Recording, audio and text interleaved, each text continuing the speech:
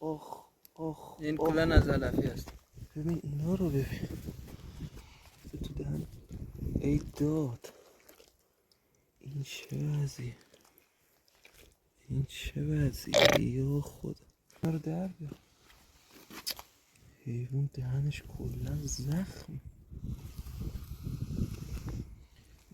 شما مگه یونجه به این نمیدید؟ یونجه میدیم. این چی؟ این علف ندید دیگه به این. کامل رفته تو دهن پر از زخم کرده. آخه خدا، حیوان چه نظامی میکشه. آه این پایینو بگیر. چی؟ آخ آخ آخ آخ. این زخم شده، بعد این جوموشک ها سراش رفته اونجا گیر کرده.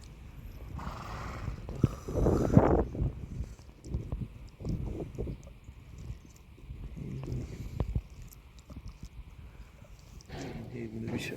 ببرش بالا بابا.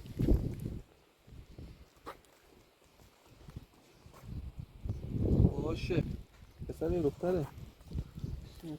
پسر چی هست؟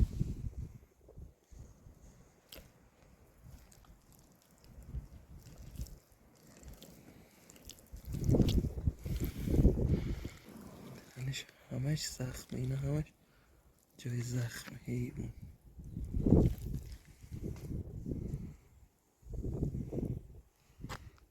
تماما زخم توی دهنش. بذار بیام از اون طرف هم کامل خالیش کنم. با دست کامل خالی کنم. تو با خالیش کنم.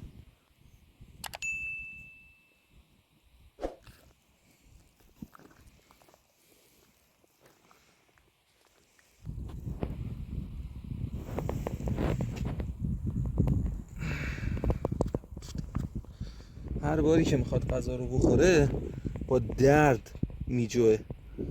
مثلا جویدن براش سخت میشه. خب تموم شد. ببینم دیگه این پایین چیزی نمون.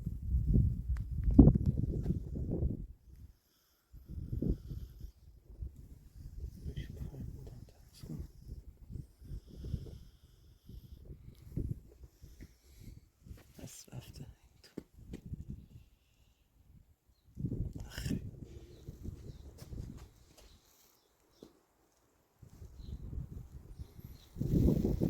تک اینا رو باید تمیز کنم.